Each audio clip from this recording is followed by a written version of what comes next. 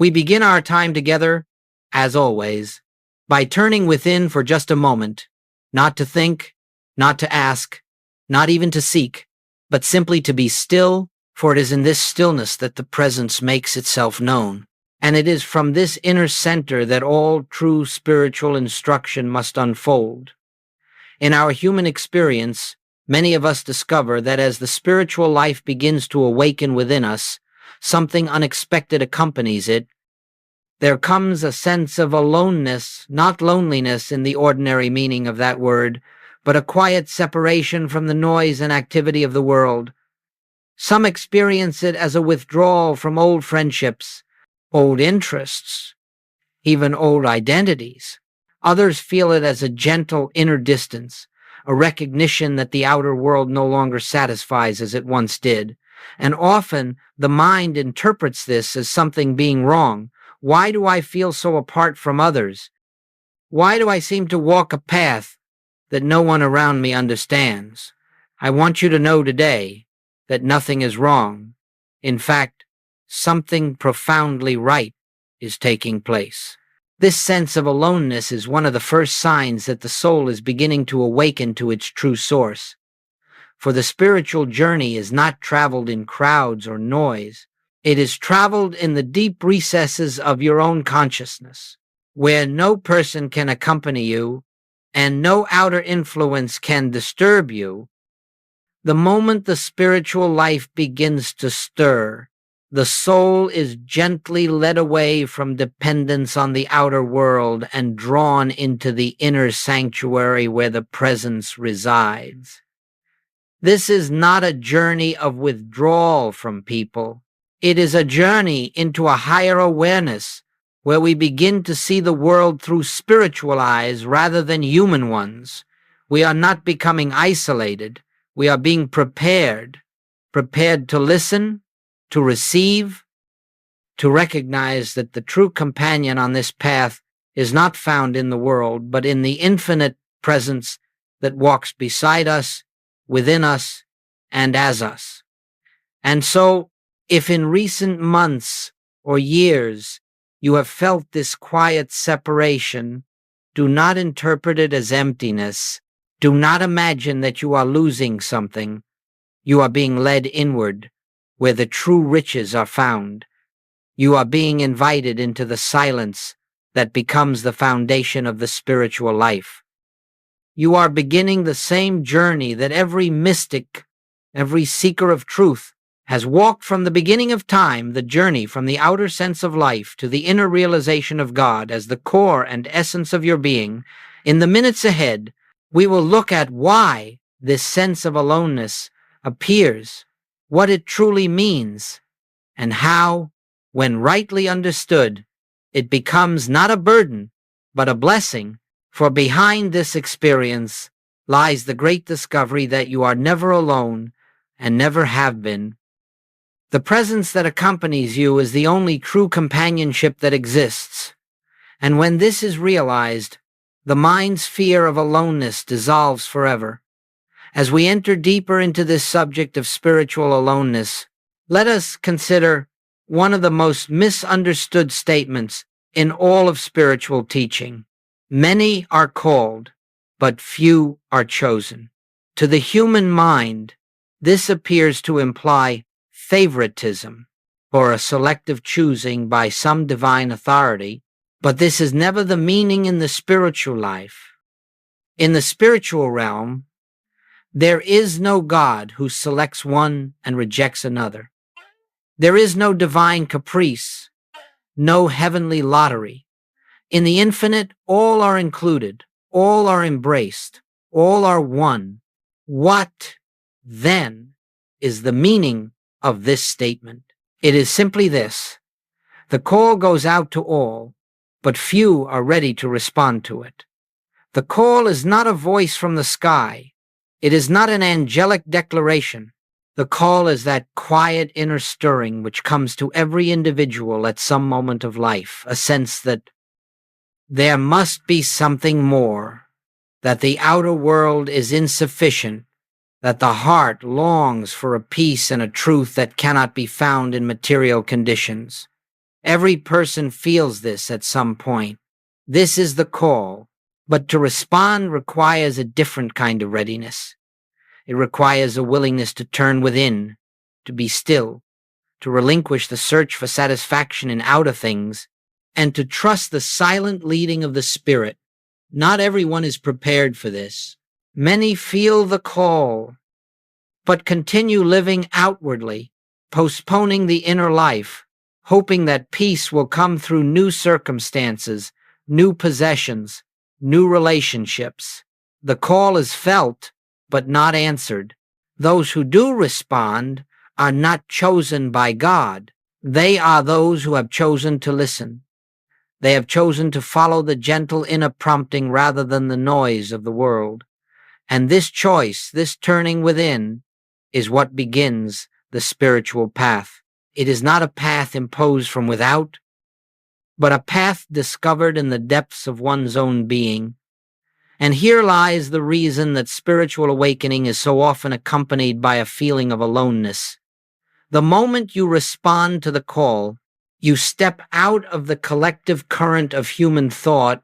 You step out of the world's values, the world's pursuits, the world's dependencies. You no longer move with the crowd because you are no longer nourished by the same things that nourish the crowd.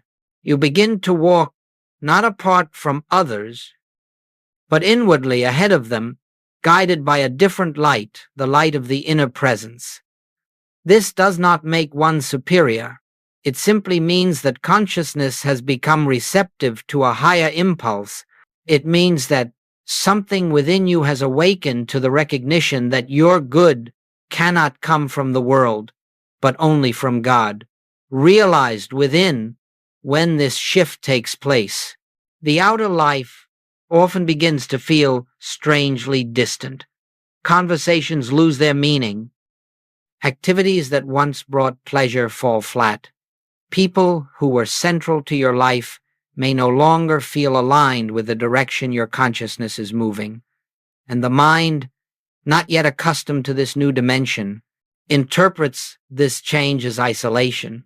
But it is not isolation. It is unfoldment. You are not being separated from others. You are being prepared for a deeper union. A union that begins with the recognition of your own oneness with the infinite. This is why, in the early stages of spiritual development, the path feels solitary. It is not because few are called, but because few are ready to go within deeply enough to hear and to follow the guidance that the call brings. Once you understand this, you will not fear this aloneness.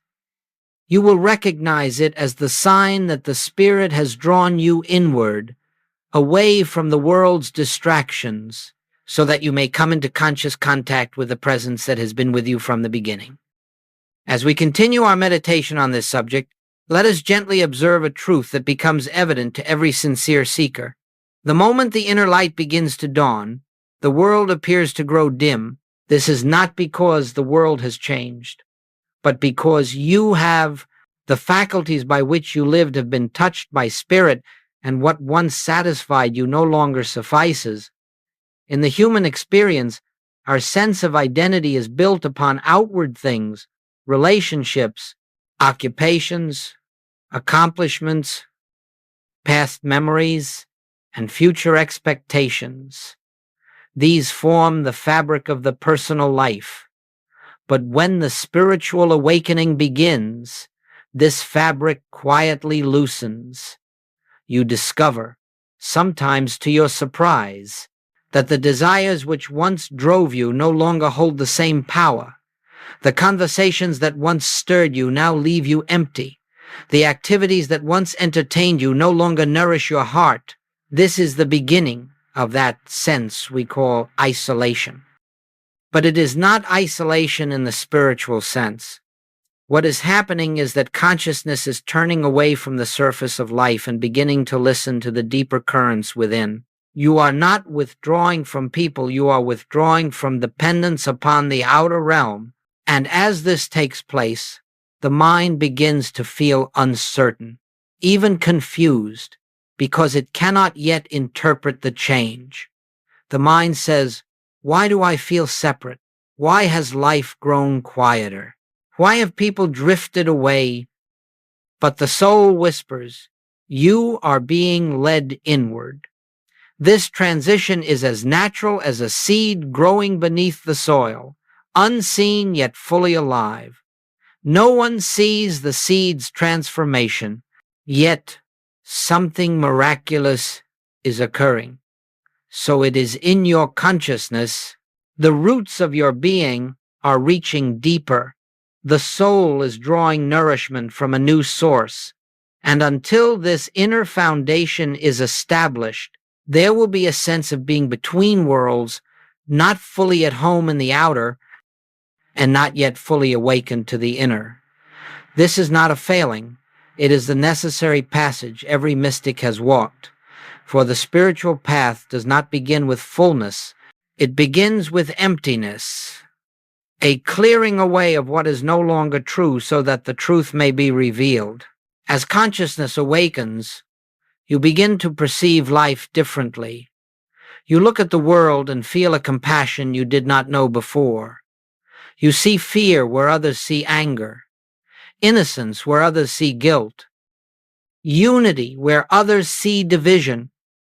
And because this vision is not yet shared by those around you, it may seem as though you live in a different atmosphere, breathing a different air, but you are not alone in this atmosphere.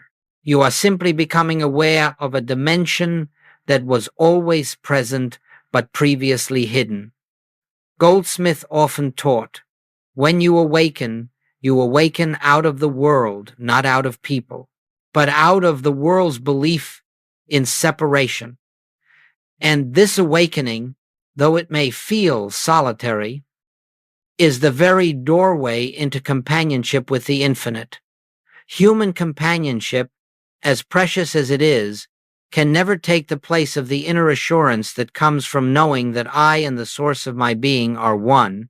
Until this assurance is felt, the soul walks gently, sometimes quietly, sometimes even with a sense of being misunderstood. But all of this is temporary.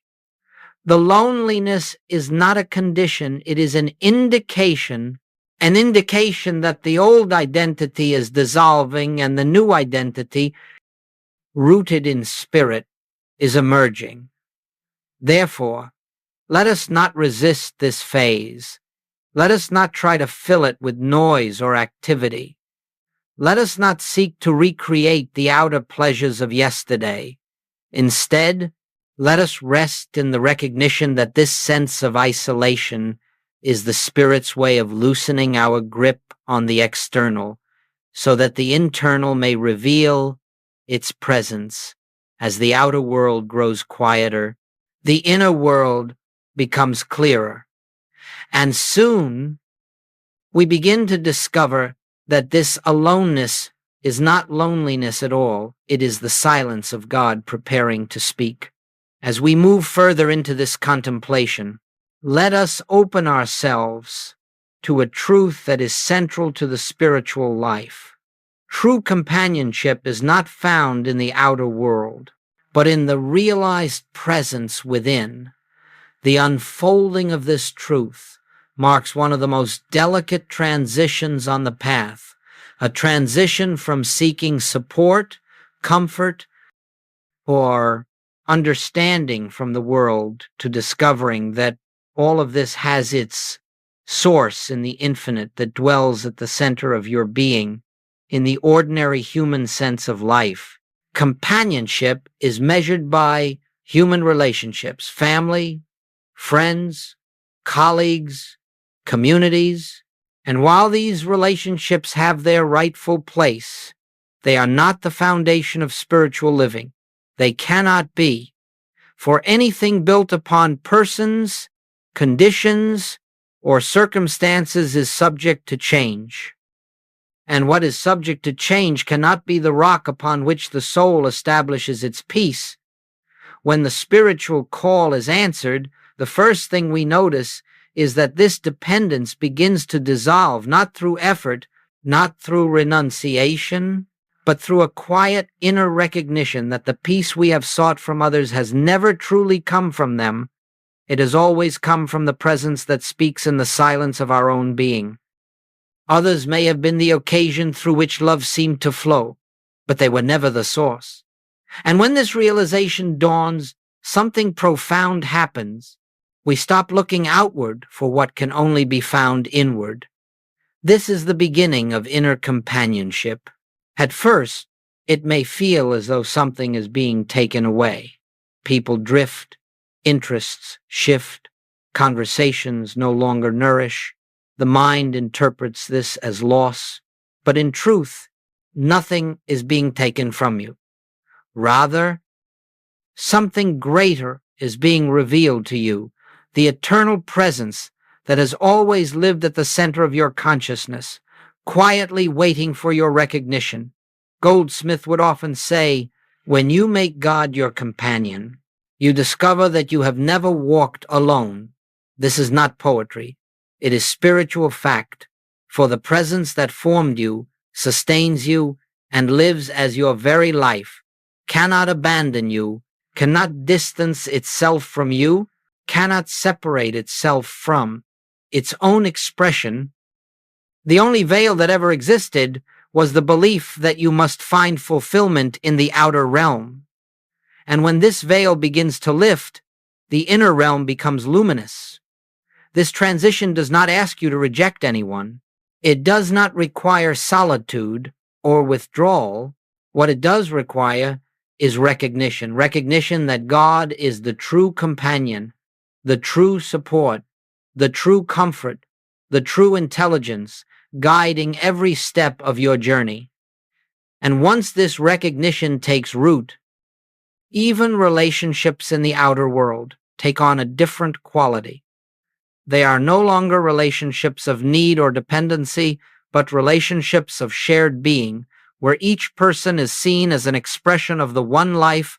It is in this stage of unfoldment that silence becomes sweet, not empty. Quiet moments become rich, not barren. Solitude becomes a sanctuary, not a void. For you begin to sense, sometimes faintly and sometimes with great clarity, the living presence that accompanies you. This presence does not speak in words, but in assurance. It does not answer with explanations, but with peace. And in this peace, you discover that you have entered into a companionship that is deeper than any human relationship, because it is not dependent upon form, it is dependent solely upon realization. Let us understand, then, that the feeling of aloneness is not the disappearance of companionship, but the reorientation of companionship from the outer to the inner, from the changing to the unchanging, from the personal to the infinite. And once this shift is made, you will find that you can walk through the world with others, yet never lose the companionship of the presence that goes before you, prepares the way, and fulfills every need before you ask. This is the companionship that the spiritually awakened soul discovers. It is the realization of the Christ within, and when this comes, the soul knows that it has found the true foundation upon which all of life must be lived. Let us turn our attention now to a phenomenon that every earnest seeker will eventually encounter, the discovery that one's inner unfoldment seems to move ahead of the general consciousness of the world. This, too, contributes to the sense of aloneness on the spiritual path. But again, when rightly understood, it is not loneliness at all. It is simply the nature of spiritual awakening. The spiritual life never unfolds in crowds. It never awakens collectively. It awakens individually, one consciousness at a time, like lamps being lit in the night. There comes a moment when something within you begins to see differently, feel differently, interpret life differently. You find yourself perceiving a unity where others still see division, a peace where others feel conflict, a spiritual reality behind the appearance of material conditions. And because this inner sight is not yet common to those around you, it may seem as though you walk ahead quietly, almost invisibly guided by a light that others do not yet perceive. But this does not make you special. It does not make you chosen in the human sense. It simply means that your consciousness has become receptive to a deeper reality. You are responding to the call that many have heard but have not yet turned inward to follow. And that response naturally places you in a different relationship with the world. You may find that old conversations no longer engage you. You may feel that you stand apart from the fears, the conflicts, the anxieties that occupy the human mind. You may sense that your values are shifting, that peace is now more important than argument, that harmony means more than being right, that truth is more compelling than tradition. This shift is not something you engineer. It happens naturally as consciousness awakens to the presence of God within. Because of this, you may feel ahead of your surroundings, not ahead in superiority, but ahead in awareness, ahead in sensitivity, ahead in your ability to recognize the unreal nature of fear, discord, and limitation. The collective human consciousness may still be absorbed in shadows, while something within you has caught a glimpse of the light behind those shadows. This spiritual sensitivity has a purpose. It is the preparation for service, not service in the sense of doing, but service in the sense of being. For when you have risen into a higher conviction of the presence, you carry an atmosphere with you. That atmosphere becomes a blessing to the world. Even when no words are spoken, Goldsmith reminded us that the consciousness of truth in one individual becomes the light of the world, and it becomes the light precisely because it is not dependent on outer conditions. To walk ahead in consciousness is simply to walk with transparency to truth. You see what others have not yet seen, and you love them precisely because you understand that their fear, their resistance, their misunderstanding is only temporary. They are not separate from God. They are simply not yet aware of their union with the infinite. And when this realization becomes clear to you, compassion takes the place of judgment. You do not feel superior. You feel responsible not to teach, not to convince, but to maintain your awareness of the presence. This quiet awareness becomes your ministry, whether or not you speak of it. Everywhere you go, you carry with you a consciousness of peace, of safety, of assurance, and even when others do not understand what you understand, they feel something in your presence. They feel the calm, the non-reaction, the absence of fear. This is what it means to walk ahead. You walk as one who has seen behind the veil and therefore cannot be disturbed by the play of shadows. But walking ahead is never walking alone. It is walking with the presence. It is walking with the inner assurance that you are guided, sustained, and upheld by the infinite, and while others may not accompany you outwardly, they are included within your consciousness of oneness. You carry them not as persons, not as separate beings, but as part of the same infinite life that animates your own existence. Thus, what appears at first as isolation becomes, in truth, the recognition of unity at a level deeper than human understanding. You are not ahead to distance yourself from others. You are ahead to see more clearly the truth that will eventually be revealed to all. As we continue unfolding this theme, we come now to one of the most sacred truths in the spiritual life, the discovery of silence as the doorway to divine companionship. It is here, perhaps more than anywhere else, that the sense of aloneness begins to dissolve and the reality of the presence begins to dawn, not as a belief, not as a hope, but as a living experience. In the human sense of life, Silence is often associated with emptiness, with absence, with the lack of something. But in the spiritual life, silence is fullness. It is the atmosphere in which the presence makes itself known. It is the womb of spiritual realization. And until we become comfortable indeed, at home in this silence, we cannot fully understand the meaning of divine companionship. You see, as long as we look to the world for our sense of connection, our sense of identity, or our sense of support, we cannot hear the gentle whisper of the Spirit. The world speaks loudly, the Spirit speaks softly, and until the outer noise subsides, both the noise around us and the noise within us, the inner voice remains unheard. This is why, in the earlier stages of awakening, the soul is led into what feels like solitude. It is not punishment, it is preparation. The Spirit is preparing a space within your consciousness where something higher may enter. And this space must be quiet, quiet of fear, quiet of desire, quiet of striving, quiet of expectation. Only in this quietude can the presence register, Goldsmith often said. In the silence, God becomes real. He did not mean that God becomes real in the sense of coming into being. God is always real. What happens is that our awareness of God becomes clear, unobstructed, unclouded by human thinking. In this silence, you begin to feel, not imagine, not believe, but feel the presence of an infinite love that watches over you, moves through you, sustains you.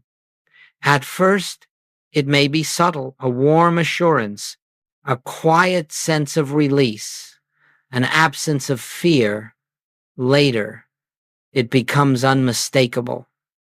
You begin to know that you are never alone, not because someone told you so, but because the presence has revealed itself in the very depth of your being. This revelation does not come through effort. It comes through receptivity. It does not come through words or thoughts.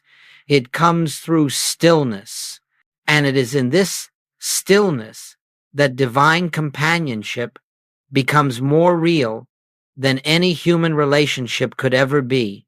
For human relationships may falter, may change, may come and go, but the presence that reveals itself in silence is eternal, unchanging, closer than breathing, nearer than hands and feet. Many seekers misunderstand silence. They approach it as a technique, as something to practice for results. But silence is not a technique. It is a state of consciousness. It is the recognition that nothing needs to be added, nothing needs to be sought, nothing needs to be changed. God is already here. And when you enter the silence with that recognition, not as a thought, but as a resting, then the presence that has always been there becomes evident. It may reveal itself as peace. It may reveal itself as joy. It may reveal itself as a sense of safety. It may reveal itself simply as the absence of fear. But whatever form it takes, it is always the same presence, the same I that is the core of your being. And once you have touched this inner companionship, you will never again believe that your well-being depends upon outer conditions. You will never again feel the same sense of abandonment or isolation, because you will know that the infinite walks with you, lives as you, and goes before you in all things. Thus, silence is not an empty space. It is the meeting place between the human and the divine. It is the moment when the personal sense yields to the infinite, And in that moment, whether it lasts a second or an hour, you know what Goldsmith meant when he said, "Where the presence is realized, there is peace." The gift of silence is that it reveals the only true companionship you will ever need, the companionship of God realized as your own being. And once this realization has touched you, even briefly, you are never again truly alone. As we stay within this atmosphere of stillness, let us look now at a beautiful truth that unfolds naturally on the spiritual path. After the soul has discovered inner companionship with the presence, outer companionship returns, but in a new form, on a higher level, free from dependence and fear. Many seekers fear the sense of aloneness that accompanies the beginning of their awakening. They imagine that the spiritual life will require them to walk apart from the world forever. But this is not the case. The period of solitude is only temporary. It is a preparation, not an ending. When you no longer rely on the world for your peace, when you no longer seek from others what only God can provide, when your heart has tasted the sufficiency of the presence, then outer companionship begins to reappear. But now, it is no longer a relationship of need. It is a relationship of sharing. It is no longer driven by fear of loss, fear of abandonment, or fear of rejection. Instead, it flows from the fullness of what you already are. You see, it is only the empty cup that grasps for relationships. The cup that is full spills over, and in the spiritual life, that overflow becomes the basis of true relationship. Goldsmith would often remind us that when we no longer cling to the outer returns, not as a source, but as an expression. When God is recognized as the one true companion, all human companionship becomes a form through which His love may be expressed, but never the foundation upon which our peace depends. In this higher form of companionship, you no longer look to others to complete you, because you are already complete in God. You no longer require agreement or validation, because your identity is established in the presence within. You no longer fear the loss of anyone, because you know that all companionship is God companionship, appearing in infinite forms. You no longer bind others with expectations, because you see them as expressions of the same infinite life that animates you. And so, when companionship returns, it returns purified, it returns free, it returns sanctified by the recognition that the only real relationship in this world is the relationship between God and God, between the infinite appearing as one individual and the infinite appearing as another. Human relationship becomes beautiful only when it rests upon this truth. When you see the Christ, the divine identity in another, you are no longer relating to a mortal with opinions, fears, and desires. You are relating to the same presence that you have found within yourself. And this recognition forms the basis for a relationship that cannot be broken, because it is not built upon personality, it is built upon spiritual identity. This is why, after the period of spiritual solitude, many discover that new relationships enter their lives, relationships marked by depth, authenticity, and a quiet inner harmony. These are not relationships formed through effort. They arise naturally, drawn by the activity of the presence within you, and when old relationships return, they too are transformed, because you no longer bring the old consciousness to them. This does not mean that every human relationship becomes perfect. The spiritual path does not erase personalities, but your experience of relationship is transformed. You no longer look to others to give you what only God can supply. And because you do not seek to extract anything from anyone, You no longer suffer from unmet expectations. Your love becomes unconditional, not because you try to love unconditionally, but because the source of your love is unconditional.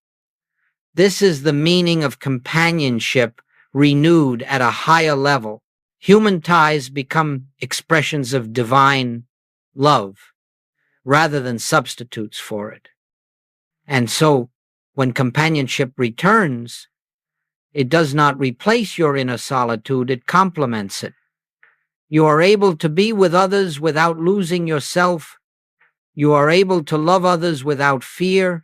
You are able to walk among the world without forgetting the presence that walks within you. This is the fruit of the spiritual life. First, the inner companionship, then the renewed outer companionship. First, the silence, then the harmony. First, the aloneness, then the realization that you have never truly been alone. As our contemplation deepens, let us look now at what it means to live beyond loneliness, not by filling the outer life with activity, but by resting in the consciousness of one presence. By the time the soul has walked through the periods of quiet, of aloneness, of inner transition, something subtle but transformative has taken place. You have begun to sense that the presence which once seemed far away is, in truth, the very life of your own being. And when this realization begins to dawn, loneliness is gently dissolved, not by effort but by understanding. Loneliness is a belief in separation. It is the belief that there is me here and God somewhere else, me here and others somewhere out there. But you see, there is no such separation in God. God is indivisible. God is infinite. And because God is infinite, there can be nothing outside of God. Not you, not your neighbor, not the so-called stranger. There is only one life, expressing itself as infinite individualities. When this is understood, even faintly, the idea of being alone loses its meaning.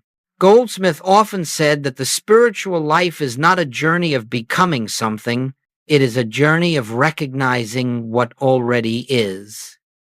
And what already is the truth that you live, move, and have your being in God, and God lives, moves, and expresses as you.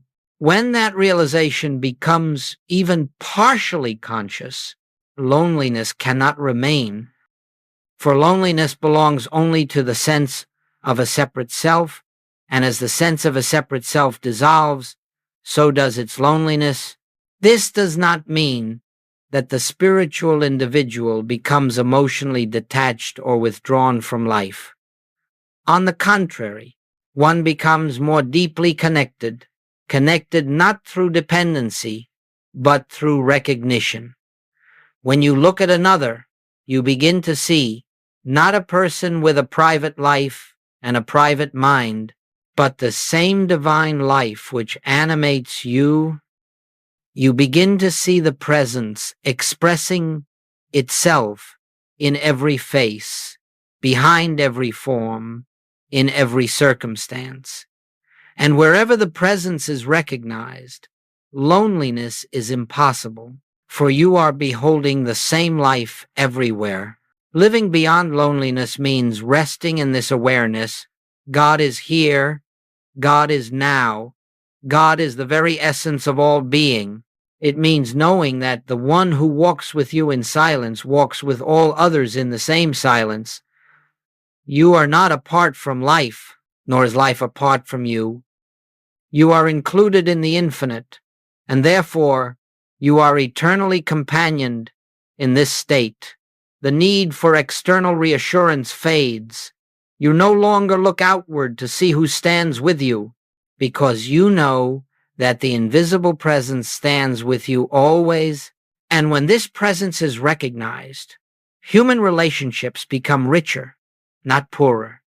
You can meet others without fear, without the need to grasp, without the dread of losing. because you know God is the companionship, God is the love, God is the support, God is the fulfillment. And so you begin to live from a center that is whole. You meet life from a consciousness that is full. You rest in a peace that the world cannot give and cannot take away. The spiritual journey has brought you to the realization of oneness, and that realization is the end of loneliness. But know this, the peace you experience is not something you have achieved, it is something you have uncovered. It was always present, always available, always your true nature. Loneliness was the dream. Oneness is the reality. And now, as consciousness expands, you begin to live from that reality, not occasionally, not only in meditation, but more and more as the natural state of your being. To live beyond loneliness is to walk through the world with an inner assurance. I and the presence are one, and this presence is all that truly is. From this assurance flows a serenity that no circumstance can disturb. From this assurance flows a love that does not fluctuate. From this assurance flows a companionship that is eternal. This is the fruit of the spiritual path. This is the gift awaiting every soul. And once tasted, it becomes the ground upon which you walk, the air you breathe, the quiet strength that accompanies you in all things.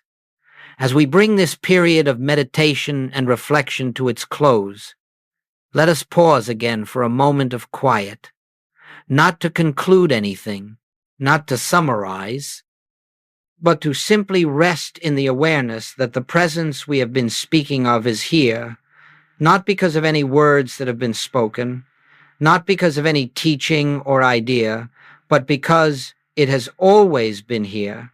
Our time together has only opened the window through which we may glimpse what has been true from the beginning. Let us rest, then, in the silent recognition, right where I am, God is. Not as a concept, not as a belief, but as the very life that beats the heart, breathes the breath, and sustains existence without effort. Throughout this contemplation, we have touched upon the experience of spiritual aloneness, the feeling that accompanies the soul when it begins to turn inward, when it begins to hear the call of the infinite. And we have seen that this aloneness is not a condition to fear, but a sign of spiritual birth. It is the gentle drawing of the spirit, leading you away from dependence on the outer world, so that it may reveal itself as your true companion. We have seen that this period of solitude is temporary, and more than temporary, it is purposeful. For only when the heart no longer seeks outside of itself can it discover the fullness within, and when that fullness is felt, even lightly, loneliness dissolves, because the sense of separation dissolves. The soul awakens to the truth that the presence is not something you reach for, it is something you recognize. As this recognition deepens, companionship returns first as inner assurance, then as outer harmony. You begin to walk through the world with a quiet confidence, knowing that you are never without support, never without guidance, never without love. The presence that goes before you prepares the way. The presence that walks with you sustains you. The presence that lives as you expresses itself in ways the human mind can never plan or predict. Let this awareness be your resting place. You are not alone. You cannot be alone. For the infinite cannot divide itself, cannot abandon its own expression, cannot be absent from any point of its creation. As we close, let us return once more to silence, not to end the experience, but to let the presence speak where words can no longer reach. In this silence, let the truth settle in your being. Where I am, God is, and that is companionship enough. May this awareness go with you as you rise from meditation. May it accompany you through your daily tasks. May it walk before you into every encounter. And may it remind you again and again that all is well, because all is God. Let us rest now for just a breath in the peace that requires no explanation and no effort, the peace that is the very nature of the presence within.